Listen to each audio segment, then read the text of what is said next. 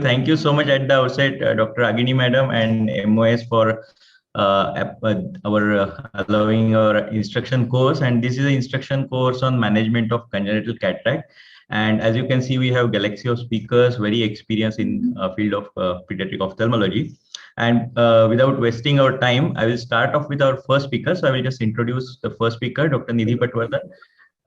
She's, I think, first of all, MD Pediatrics. She did MD Pediatrics from AIMS, and then she did ophthalmology.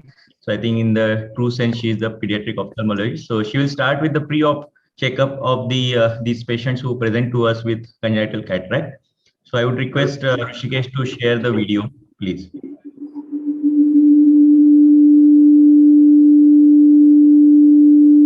Rishikesh?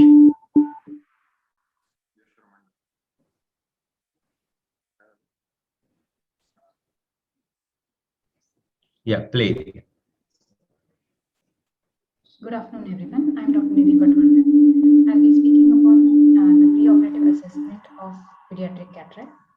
I thank the organizers and Dr. Saurabh Patwardhan for giving me this opportunity. So, how does these patients present to us? Most of the times, it is a white opacity which is seen by the parents in the patient's eye. Other common presentations can be squint or nystagmus. If the patient is slightly older, then the parents can come because of low vision. The child might be holding the object close to face, or he might be bumping into objects, or there might be history of photophobia. So we ask for the birth history, including the antenatal history. We ask for any history of fever with rashes to the mother in the first trimester, or any history of maternal drug use, any history of consanguinity for familial cataracts. Then any complicated birth history with the history of any prematurity or low birth weight, and history of requiring NICU admissions due to hypoglycemia or hypocalcemia. In cases of familial cataract, most of the times the inheritance is autosomal dominant. So for the systemic evaluation, we collaborate with the pediatrician because they can be associated with systemic problems also. For example, in rubella cases, it can be associated with heart problems. In Lowe syndrome, it can be associated with kidney problems. In Wilson's disease, it can be associated with liver diseases. And then in other conditions, there can be association with developmental delay, hearing loss, and then chromosomal abnormalities can be also associated with cataracts. So depending on the cataract, if they are bilateral, there are different kind of causes. And if it is unilateral, there are different type of causes. In unilateral cataract, most of the times it is idiopathic and it does not require any extensive evaluation. Sometimes it can be associated with PHPV or posterior lenticonus, or it can be in older children, the causes can be traumatic also. However, in bilateral cases, in most of the times it is idiopathic.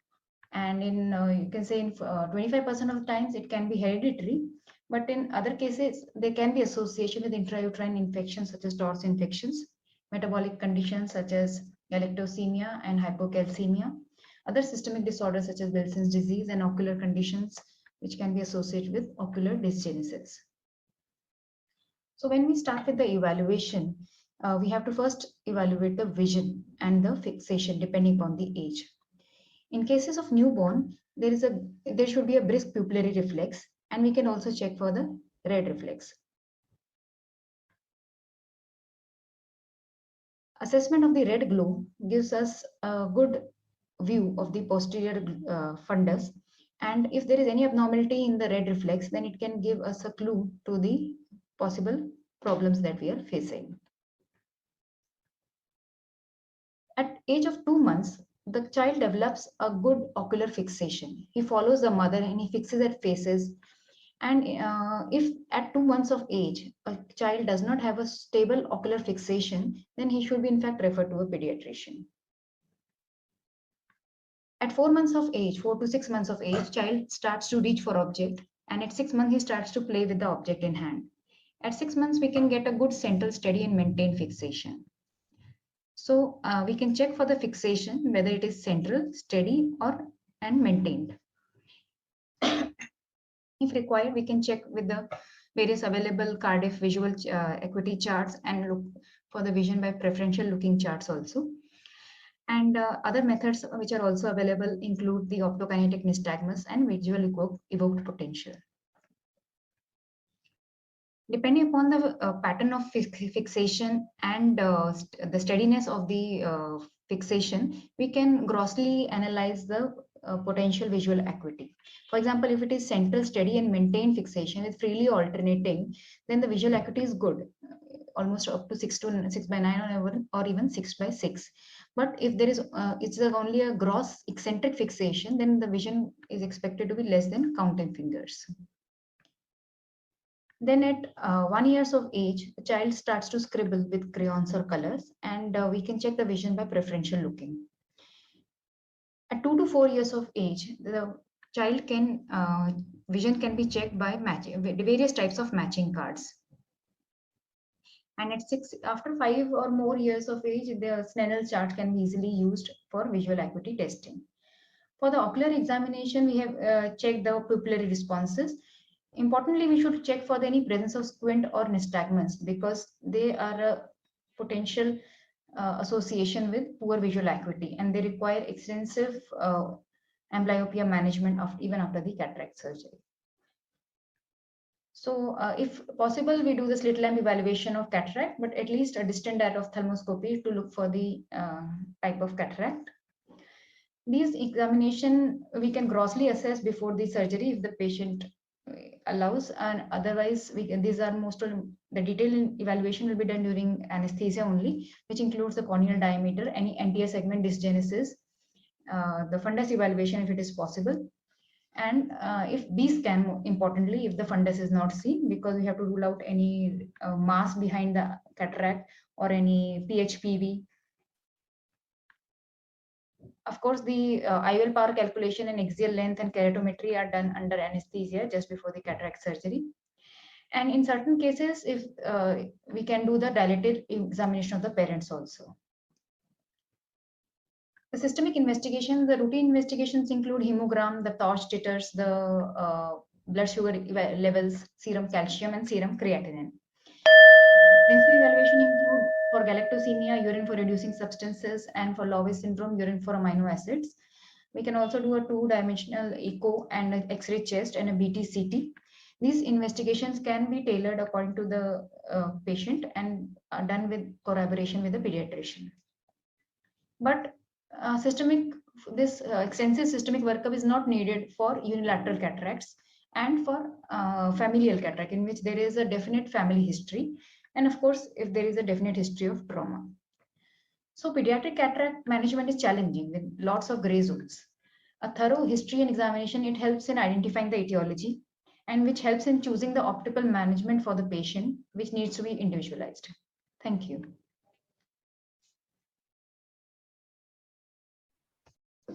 Thank you so much, Dr. Nidhi, for that wonderful talk. And I welcome Dr. Milind Kileda sir also in the instruction course. We'll be hearing him very soon. And the next speaker is Dr. Umesh Lavati. He has vast experience in the anti-segment and cataract surgery. And in congenital cataracts, the IOL power calculation is always a challenge. Though most of the guidelines say that we do not implant IOL before 2 years of age. But sometimes when there is a unilateral cataract, there is a guideline that you can go ahead with earlier implantation of IOL. So what do we do for IOL power calculation in this age group? So I would request Dr. Umesh Lavati sir to share his talk. Rishikesh, you can share the video of Dr. Lavati.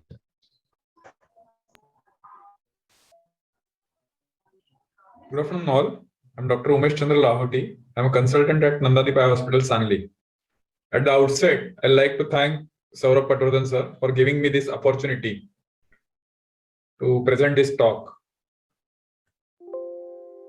Pediatric cataracts pose multiple challenges in terms of management and postoperative rehabilitation.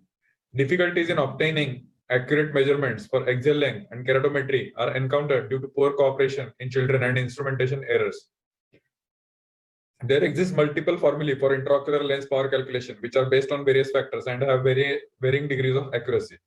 Children exhibit a tendency for myopic shift due to the anatomical differences from adult eyes and due to the growth of the eyeball, as a result of which they require undercorrection when IOL implantation is planned. Eye growth is rapid in initial years, with the eye achieving 90% of adult proportions by 3 to 4 years of age. After that, the growth decelerates and continues at a slower pace until around 6 to 8 years. With respect to axial length, the average axial length of a newborn is 16.8 millimeters, and it increases by approximately 3.9 mm in the first 2 years of life, and then 1.2 mm between the second and the fifth year, reaching 23.6 mm in early adult years. So, implanting a fixed IOL power in a growing eye. Cataract surgery in congenital cataract leads to loss of normal lens, creating a disturbance in emmetropization.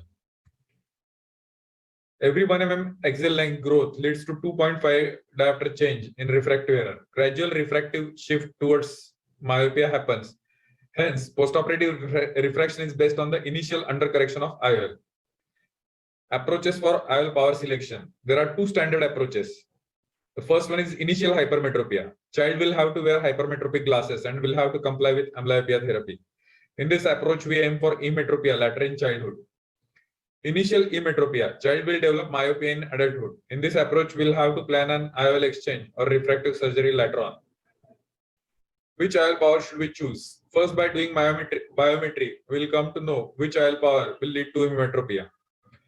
Then the decision we have to make is how much to undercorrect. It is based on various factors such as age, laterality, vision, refractive status of the fellow eye, parents or siblings with high myopia, doubtful compliance to amblyopia therapy, glasses or contact lenses.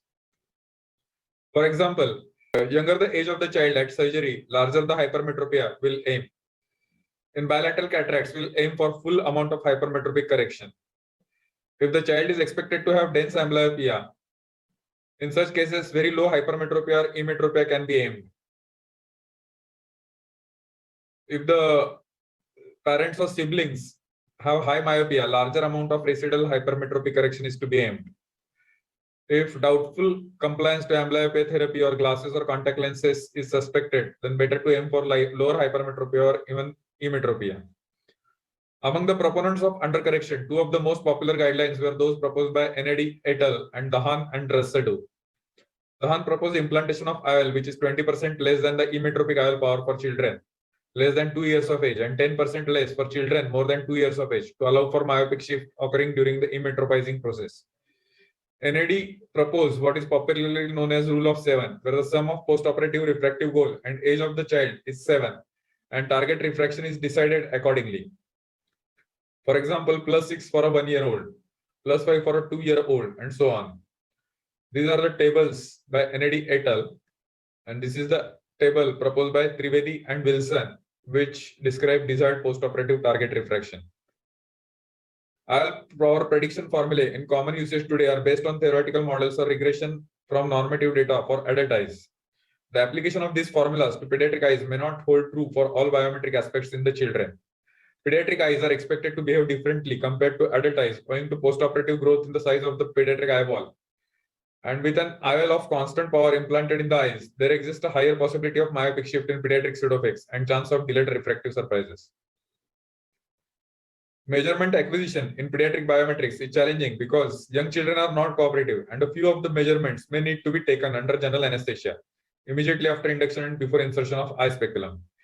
Inaccurate keratometric values cause errors of 0.8 to 1.3 diopters in both adults and children, while inaccurate axial length measurement can account for 3 to 4 diopters of error for each millimeter difference in IOL power in adults and 4 to 14 diopters are higher in pediatric eyes.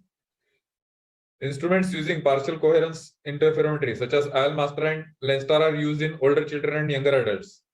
While measurements of axial length under anesthesia is performed with A-scan ultrabiomicroscopy using either applanation or emergent techniques. Emergent A-scan is considered the gold standard because applanation involves holding the probe in contact with the cornea, which may induce measurement errors. Handheld keratometry can be used under anesthesia in young children, but results may be inaccurate owing to lack of fixation and centration. Obtaining multiple readings of same and recording the average reading are considered helpful in overcoming this error. Formally for intraocular lens power calculation.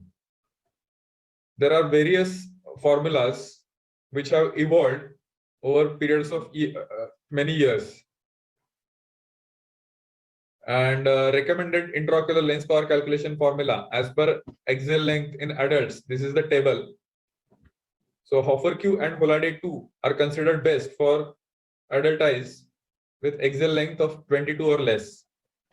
Between 22 to 26, Holaday 1, Hofer Q and SRK-T are considered best. And for more than 26, SRK-T and Holaday are considered best. Application of above data to pediatric eyes is seen to produce inconsistent outcomes and conflicting results exist between studies conducted by various authors. So these are the various studies which show differences in the formulas, and nothing concrete can be concluded from these studies which IL power, which formula is best. And the surgeon has to take decision based on his experience and should use multiple formulas to come to a conclusion. So thank you for your patient listening.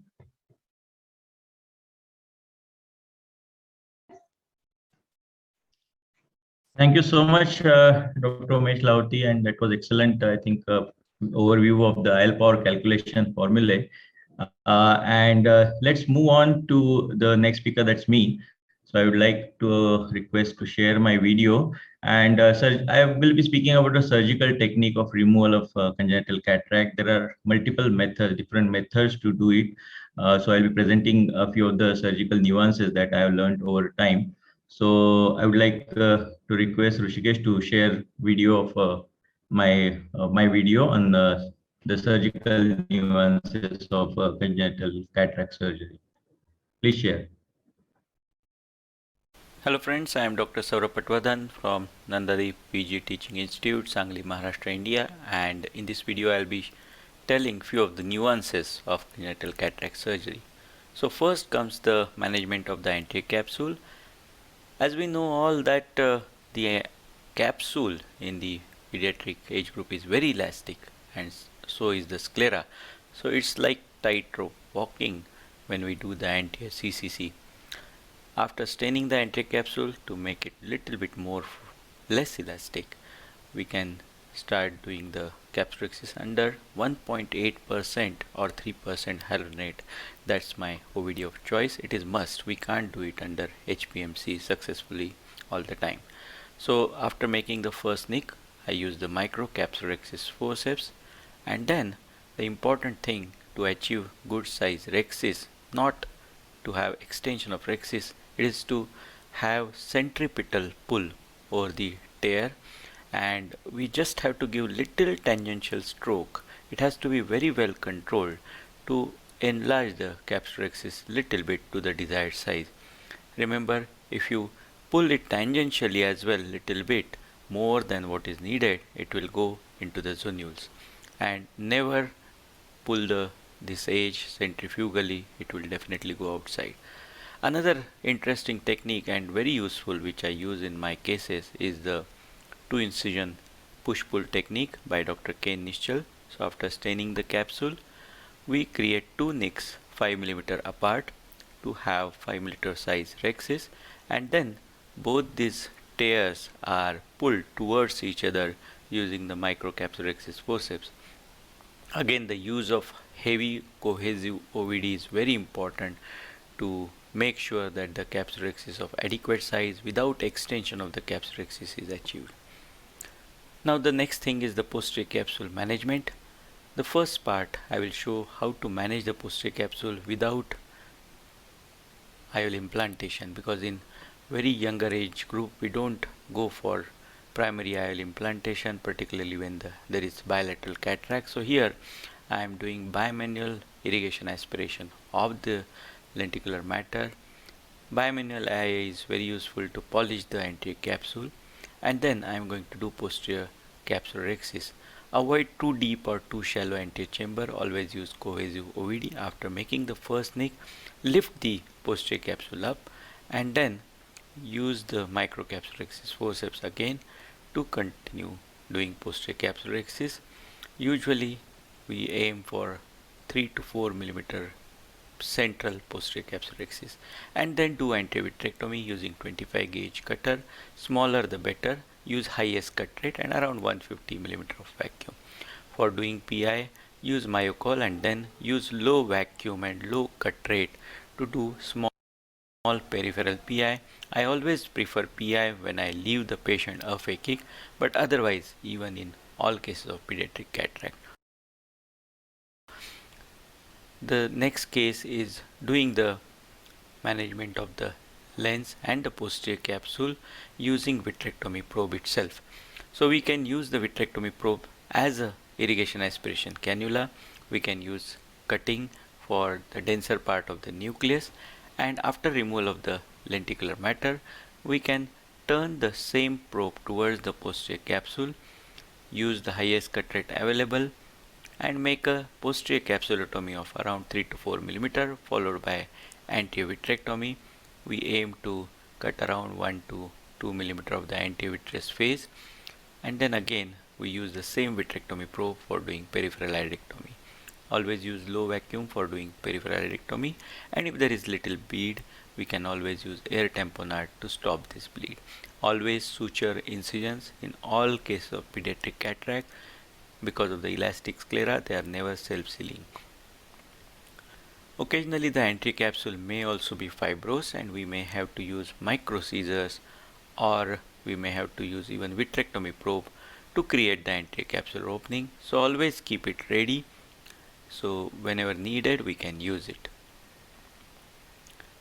Now after removal of the lenticular matter here, what I am going to do is the posterior capsulorhexis and followed by antivitrectomy, and after doing antivitrectomy I am going to place the IOL in the bag.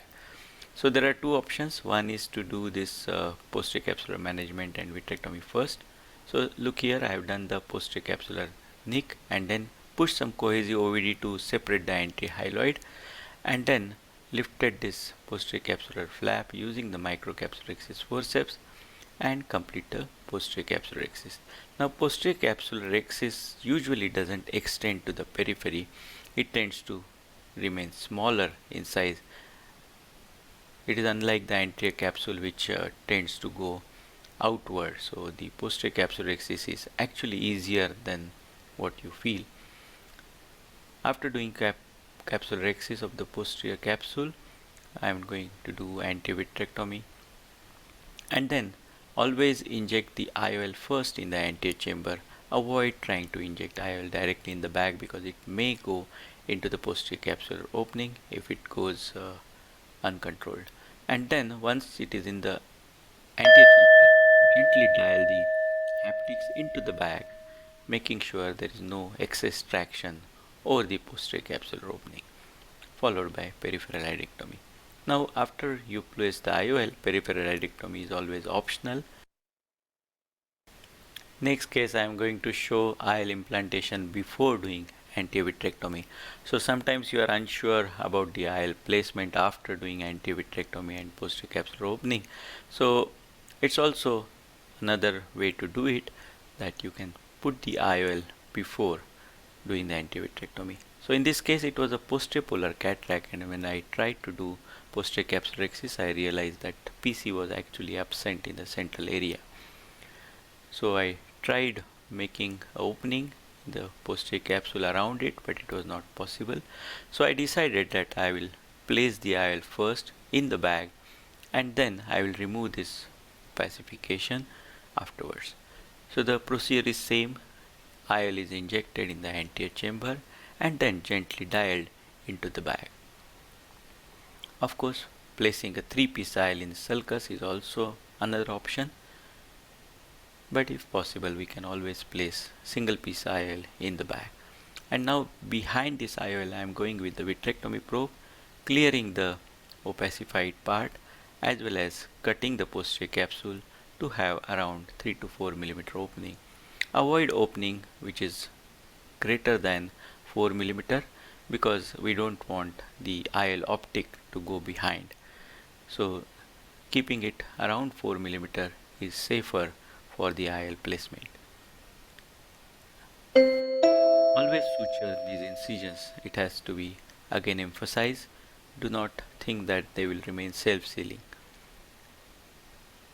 Now 3-piece IOL is also a good option, particularly when you want to place the IOL in the sulcus. So the technique followed is similar. placed in the AC first and then nudged into the sulcus, and then we can do anti-optic capture if the CCC is well centered. This prevents any decentration of this IOL and good refractive outcome. I use 10-0 Vicryl to close these small incisions. It's important that we close it with suture. The advantage of 10-0 Vicryl is that it dissolves, so you don't have to remove it later, unlike 10-0 nylon. But sometimes it may give rise to mild inflammation and granuloma formation, which may need removal. Thank you for watching the video.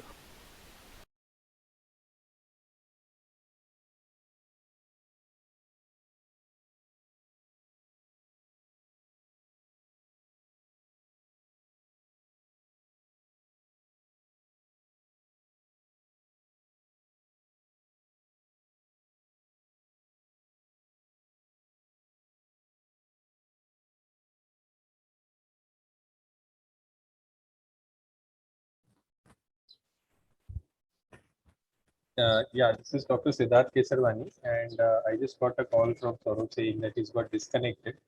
So I will carry on the proceedings. Let us move on to the next speaker, Dr. Milind Killedar. Dr. Milind Killedar doesn't require any introduction. He's one of the top most pediatric ophthalmologists in India and well recognized abroad also. And he will be speaking about the indications and techniques of secondary IOL implantation in a aphakic child. Over to you, Dr. Killedar.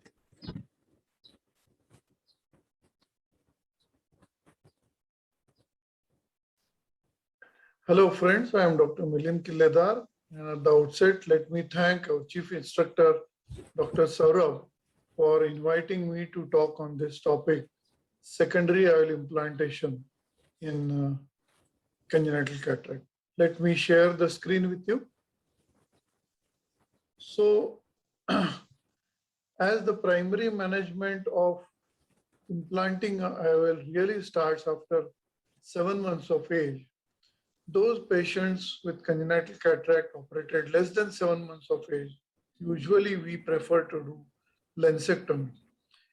So these are the patients which are indicated to have a secondary IOL implantation. And of course, subluxated lenses with ectopia lentis, where initially only lensectomy was done. Those cases also can be implanted as secondary IOL. So what are the prerequisites? Early fast myopization process should have been achieved. The usual postoperative refractive correction of +16 to +22 diopters, which starts coming down, and on serial retinoscopy and changes in refractive correction every 6 months, usually by 2 to 2.5 years of age, a refraction of +10 to +12 is achieved. You have to check that the white to white is more than 10.5 millimeters, and in microphthalmic and microcornea eyes, you should avoid secondary IOL implantation. How to estimate the IOL power? In cooperative children, you can do K1, K2 with handheld keratometer and a scan or directly on IOL master.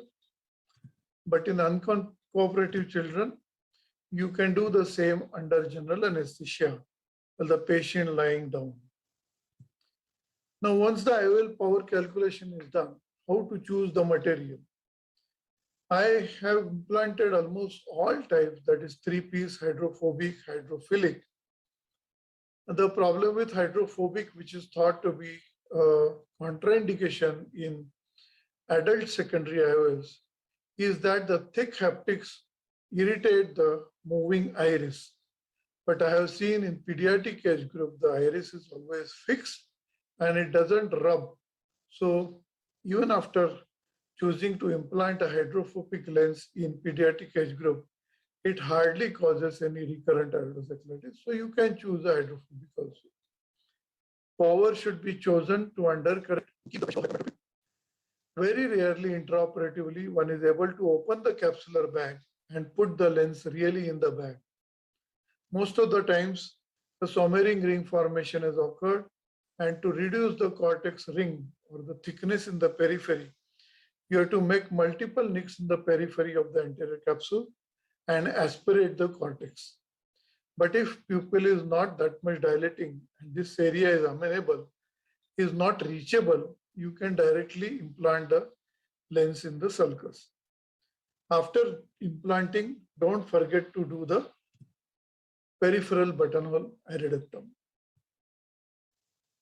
Now, as you can see in this video, you can see a rim of the capsule and the central area is clear because we have done a posterior vitrectorexis primarily while doing the lensectomy. So about central to 3 to 3.5 millimeters of the area is clear, and which is what has given a good visual access.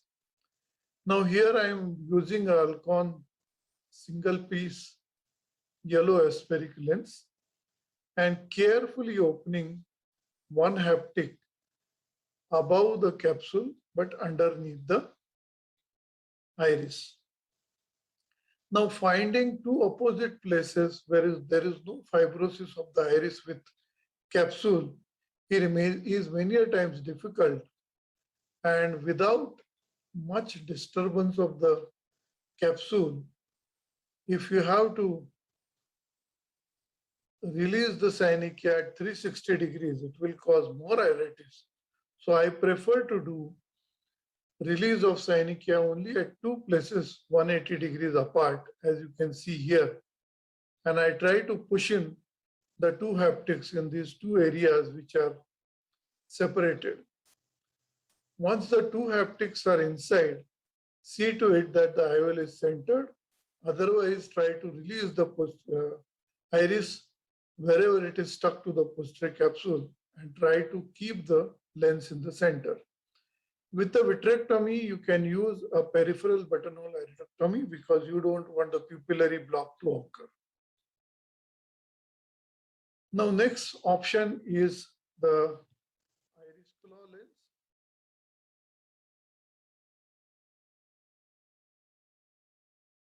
Now, this is actually a Marfan syndrome case wherein I have done a primary lensectomy, but a similar iris claw lens can be used in patients who don't have a posterior capsular support. So the IOL is placed one haptic behind the iris, and with a Sinskey hook, I am catching the iris through the claw. So the lens is enclaved now at two places.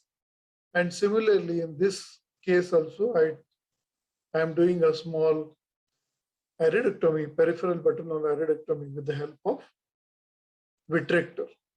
Then I wash out all the viscoelastic from the anterior chamber, put in an air bubble, and as it is a 5 millimeters scleral tunnel, I close it with 10-0 nylon suture or 10-0 Vicryl suture.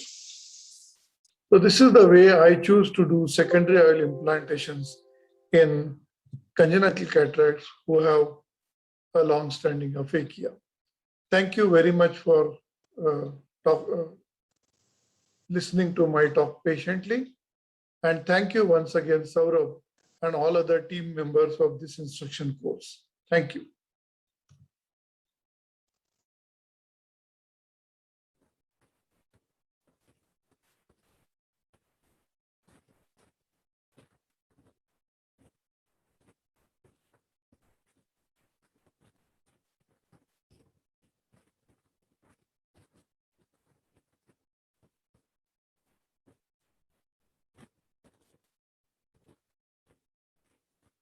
Saurabh, we are unable to hear you. I think you are on mute.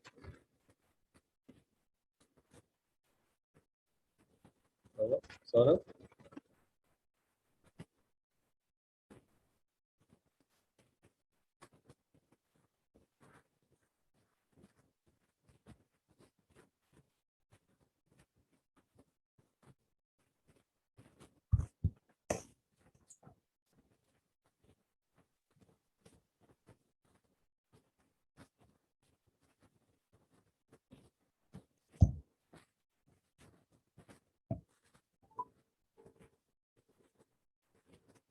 Saurabh आप mute पे हो अच्छा, तो मैं carry on करूँ? I think Saurabh has again got disconnected. So I will carry on with the proceedings. I hope I'm.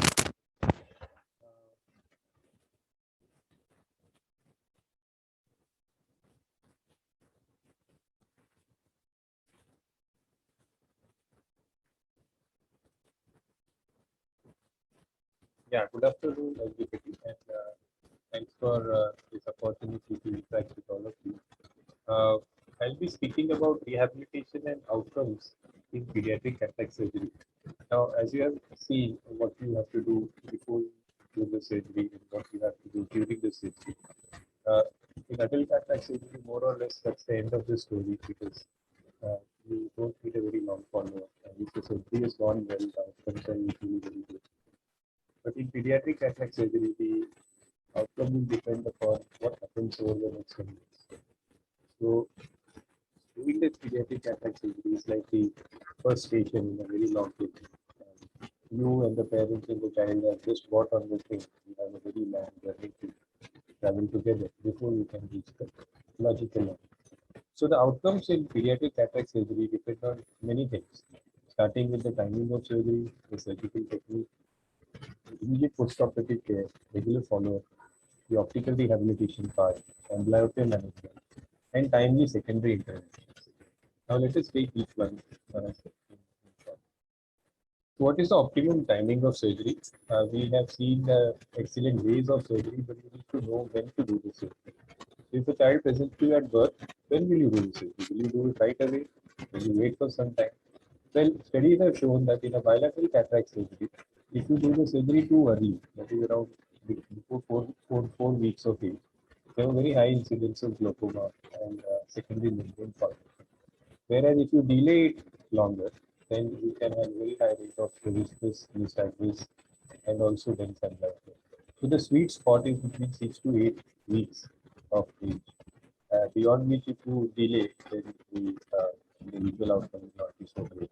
In a utilitarian cataract, although the dictum is operate as early as possible, but here also in the first 4 weeks you have risking glaucoma and iritis.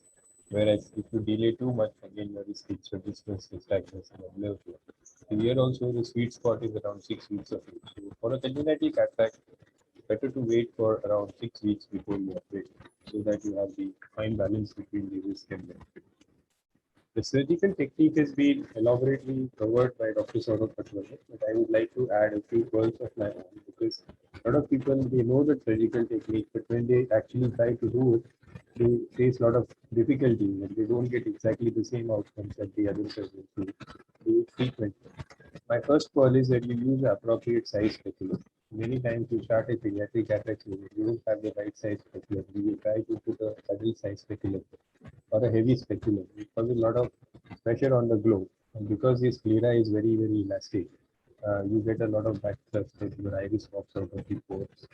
And then all that tissue handling leads to a very high risk of iritis. The procedure has to be very quick. Do not do any wastage of time inside the anterior chamber. Do not handle the iris unnecessarily. I do not personally do any peripheral iridectomy in any case, be it a pseudophakia or aphakia, or even a secondary eye implantation. I feel handling the iris creates a problem with the blood iris barrier and causes a fibrillous reaction, which is very difficult to control. Whereas not doing a peripheral iridectomy medically as Saurabh has already told, suture all ports with nylon. I use nylon. I don't use Vicryl because Vicryl leads to a lot of small granular formations, which can lead to scars in the sides of the ports. It is very unsightly and always gives away the fact that the child is unconscious. At the end of the procedure, I give a subconjunctival injection of dexamethasone and ibuprofen.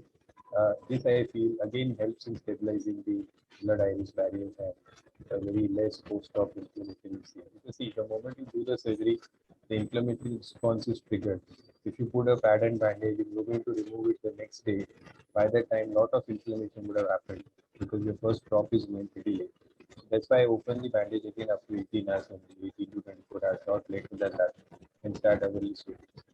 I do leave a small air bubble in the anterior chamber because the next stage the child is very uncooperative for examination, and this air bubble can help you see if the VC is well formed. And if the air bubble is freely moving, you can find out without going too close or applying too much pressure on the eyes. The immediate post-operative care is also extremely important because if you do not manage it well, then you will lead to a lot of long-term complications like post-cyanic deformation and secondary aneuploidy glaucoma. So I remove the bandage as early as possible. Start hourly steroids in the first week. So entire week, every day, the child is getting 10 to 12 doses of topical steroid. And these are a cyclophobic agent, usually use cyclophobic, which is slow inflammatory. And also avoid using atropine in very small field. No need for oral steroids unless there is a history of ocular inflammation or a traumatic attack. Where you are expecting to meet inflammation, you start the cataract surgery. And even before you do the cataract surgery, you put them on steroids and continue for a few weeks after that. Do consider early suture removal anytime after 1 week because these sutures can irritate the child a lot. And sometimes they don't open their eyes. And the parents always feel that it's because of pain, but it's usually the suture which is irritating. So it's the first given opportunity to remove the suture. You will surprised how many small babies will allow to remove suture from the OPD itself without the need of a UA if they are sleeping well after the food meal. The follow-up schedule has to be strictly the day after surgery, then after 7 days, then 3 weeks, then 6 weeks, then thrice yearly, thrice a year till the age of 3 years, and then half yearly till the age of 10 years, and then yearly thereafter. That means you have to really follow them up for a very long time. In each follow-up, you are supposed to do visual refraction, check for the visual axis opacification, look at any signs of recurrent ocular inflammation, check the intraocular pressure. Because of eye care tonometer, now it's easier to do that with the fundus and do EUA if the child isn't allowed to exam. Optical rehabilitation is very important. Leave glasses at 1 week. Visit at the latest by 3 weeks. The child should have glasses. You can give contact lenses after suture removal and stoppage of eye drops because if you give contact lenses, you keep putting steroid drops. The deposits will be. Extended wear contact lenses are well tolerated in children. You can do the real trial in the OPD or under EUA. The correction initially for less than 3 years is usually a monofocal glasses and usually correct them for near intermediate distance.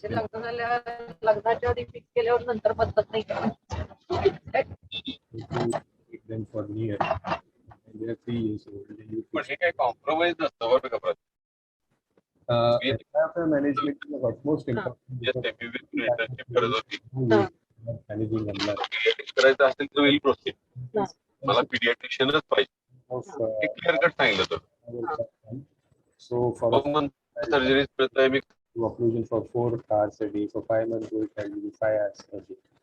After 6 months of age, depending, you will decide with how much to pack, but never more than 6 hours per day. I do not believe in full-time packing because studies have adequately shown that they are as good as 6 hours a pack. Patient education at every visit is important. Some children are difficult, while some caregivers are too busy or lazy and can consider occlusion. For such children, you can consider occlusive contact lenses if they are not patching. Secondary intervention should be planned whenever necessary. So you have to keep the visual axis clear at all times. Membranes and lens macroproliferation, PCOs and capsular phimosis should be dealt with immediately. Treating strabismus with appropriate surgery is also important, otherwise you will land up with strabismic amblyopia. You have to check IOP frequently so that you do not end up missing secondary glaucoma. And appropriate time secondary eye implantation will help you a good outcome. The outcomes in pediatric cataracts depend on many prognostic factors. If a child presents with squint nystagmus or intrauterine infection or other ocular morbidities like microphthalmos, uveitis, retinal disease, glaucoma, optic glaucoma, prognosis is poor. If a child has nuclear cataract, total cataract with calcification or fibrosis of the capsule, PHPV, these kind of morphologies have poor outcome. While zonular cataracts and posterior lenticulosis detected early have good outcomes. Unilateral cataracts universally have very poor outcomes, and less than 50% will achieve vision better than 6 months, in spite of the distance. The final part is do not forget that there is a bigger role that the child has to play in society, so you have to help them with low vision aids. help them in schooling by giving the appropriate certificates and giving extra time. They have to attend schools for normal children with help if they have adequate vision, or the schools for visually impaired if their vision is not that great. Social integration is very important. Many times you come across blind people marrying other blind people, living with blind children. So that is very important that the message be given that visually impaired children don't end up marrying other visually impaired children.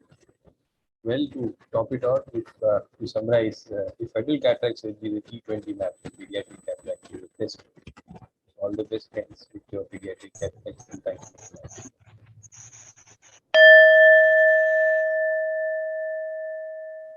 Thank you so much, Dr. Siddharth. I'm very sorry I was disconnected in between. So thank you all the co-instructors, and we have, I think, 10 minutes so that we can discuss few things. I would like to ask Dr. Killedar sir, because he has a vast experience in doing secondary IOL surgeries. So given a choice, what are your choice of IOLs? If you can, the connection is stable, sir, answer that. Okay. I'm not sure. The host, can you unmute Dr. Killedar sir? Okay. Hello. In between, Am I Dr. audible Siddharth, I now? wanted to...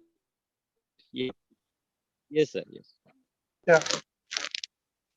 Yes, sir.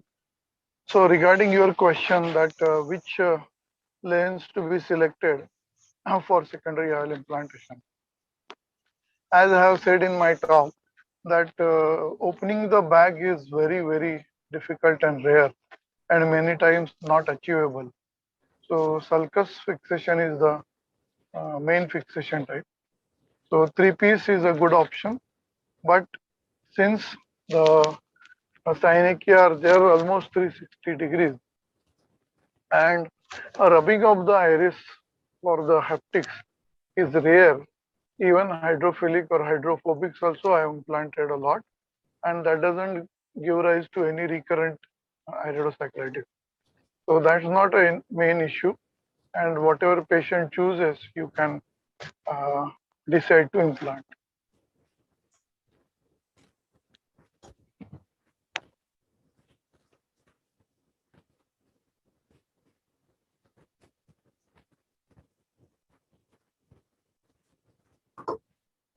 I think Saurabh has got disconnected again. Okay. One of the questions that he had sent me on chat was, what is my opinion regarding peripheral iridectomy in cataract surgery? So as a routine, I don't do PI in pediatric cataract, whether I'm implanting the lens or not. My belief is that it destabilizes the blood iris barrier and leads to more inflammation, which is very difficult to control fibrosis reaction. That's why I don't do it. Okay. Regarding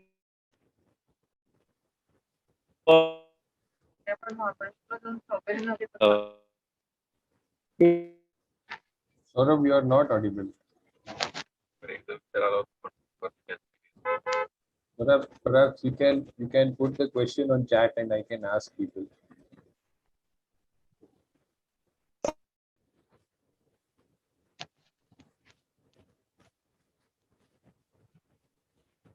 In the meantime, Dr. Killedar, would you like to add some pearls for pediatric cataract? Regarding? Generally over for pediatric cataract surgery, for people who want to start doing pediatric cataract surgery, do you want to add some pearls for that? Yeah, as you said, PVI is not a choice for primary lens implantation, but for secondary implantation, I insist on doing PVI in each and every case. As far as target achievement for residual refractive error is concerned, it has been said that time in over, you should aim for low hypermetropia. But I think larger studies need to be considered that should we achieve emmetropia primarily and then treat myopia in future, because anyway we treat so many myopias. So treating myopia is not a big issue, but treating hypermetropia and amblyopia is a difficult task. Secondly, regarding primary posterior capsular management as against PCCC against vitrectorexis, I personally prefer doing vitrectorexis because the lenses are implanted in the back, and with advent of 23 gauge vitrectors, you can nicely do a small vitrectomy and posterior capsular opening of 3.5 millimeters without having a vitreous prolapse, because the lens is tamponading. So I usually prefer doing vitrectorexis, although our approach is for vitrectorexis limbal and not pars plana. So these are few things which I wanted to add. Yeah. Siddharth, any pulse that you do differently from the surgical point of view in these age group? As I shared in my talk, I believe in a very, very fast surgery so that, your time spent inside the eye is very less. I do not give any intracranial drugs also for the same reason. So I don't give any intracranial moxifloxacin, nor do I give pilocarpine, nor do I do adrenaline. I don't put anything in the eye at all. Because I feel all these things ultimately contribute to the inflammatory part which we are trying to avoid so badly. And the initial management in the first 3 days will decide the surgical outcome, I feel. So in the first 3 to 3 days, if you have a lot of inflammation, that is going to lead to a lot of problems. So your bandage should be out very, very quickly. Your steroids should be very quickly. Do not use soft steroid like loteprednol or use a very strong steroid like prednisolone acetate. Give it hourly at least. I do not also give them any anti-glaucoma medications right at the outset. I do not put them on Finland, dorzolamide, nothing like that. I feel the lesser the better in children because you don't know what is going to create for. That's what I do different. And okay, a quick question about choice of suture material in this. I usually use nylon only. My experience with Vicryl is not great because numerous granulomas and irritation and secondary infection of the suture because of granulomas. So nylon is a very inert material. Even if you don't remove the suture for months, nothing happens. But Vicryl I avoid, and it's easier to put a nylon suture. The knot is also good. You can bury the knot, and it's a monofilament suture, whereas Vicryl is a braided suture. It's difficult to bury the knot, and the knot is quite good. For those reasons, I use nylon. And Kilada sir, what is your usual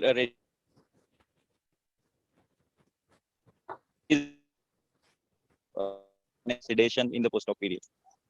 Pardon? Usual? What routine protocol to see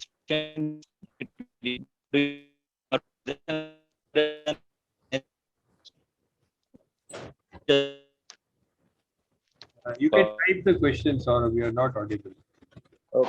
Okay. Your voice is getting broken, but as I understand your question, what is the protocol of seeing patients post-operatively? I usually keep the patient admitted for a day, and next day I see the patients, and sometimes you get membranes on the next day. So I top up steroids from routine dexamethasone to prednisolone 4, and if needed, very rarely oral steroids also can be added. And then I see them on 5th day, and then I see them after 1 month. And at 1 month, I give them prescriptions. And then according to the need for amblyopia management, we call them postoperatively. But routinely every 6 months up to 5 years of age, and every 1 year after 5 years of age. And checking intraocular pressure with eye care tonometer is a routine in each and every follow, so that we pick up the early pseudophakic glaucomas in early or late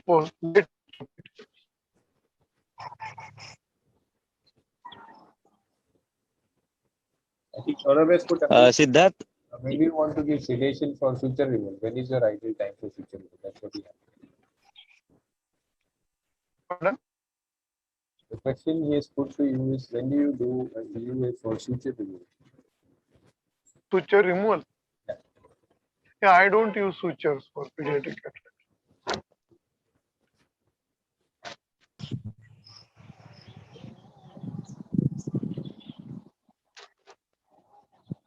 Saurabh, are you still there? okay. Yeah. But I think the internet is bad. So I think we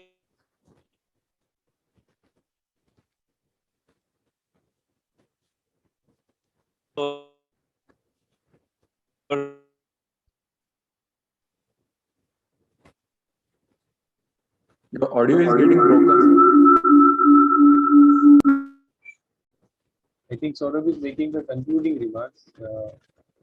Anyway, we are running out of time. If there are no questions, I think we can close this session. Okay.